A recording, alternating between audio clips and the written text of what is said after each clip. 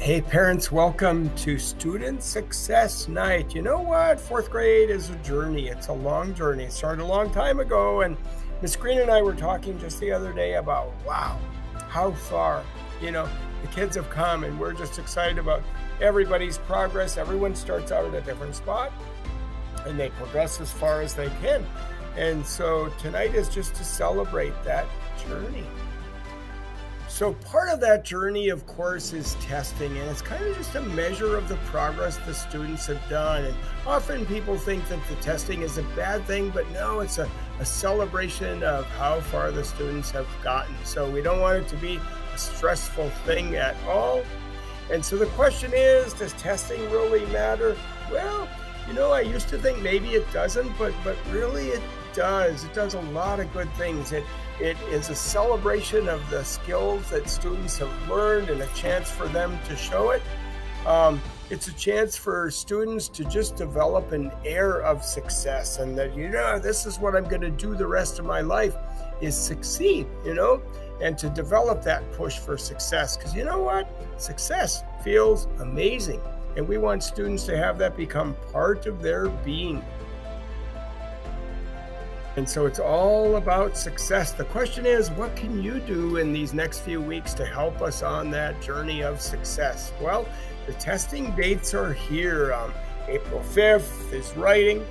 April 11th is reading part 1. April 13th is reading part 2.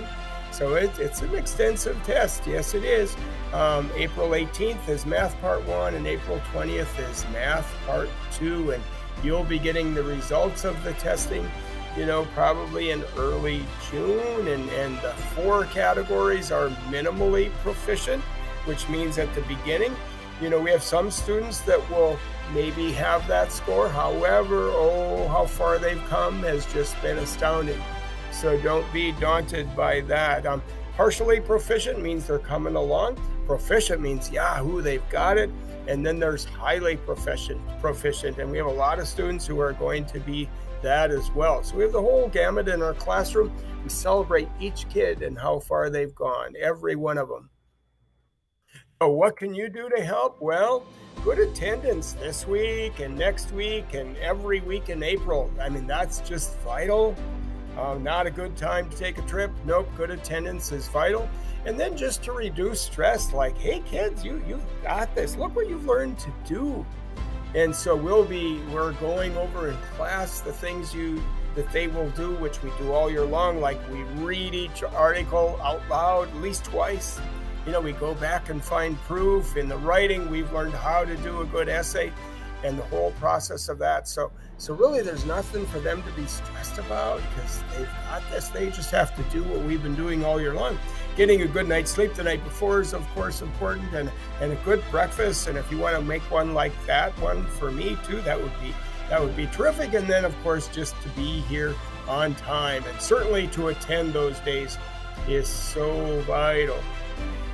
Both Miss Green and I, man, if we could narrow it down to one thing you could do at home, it's IXL.com. A few students did a little bit over the break. We were hoping they'd be doing it every day, but now is the time where, they should spend a half hour on each subject at night.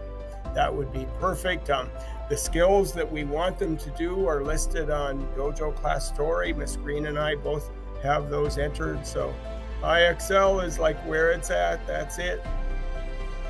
And then the other thing you could do for me is every night, you could just look at the writing that your 4th grader is doing. It's on Google Classroom, and it's and if you could just have them read it out loud. We're working on reading it out loud to revise, like, does it make sense? And then to edit for periods and capital letters. And so every good writer, needs to reread their writing and see if it makes sense. So that's so important for that to happen.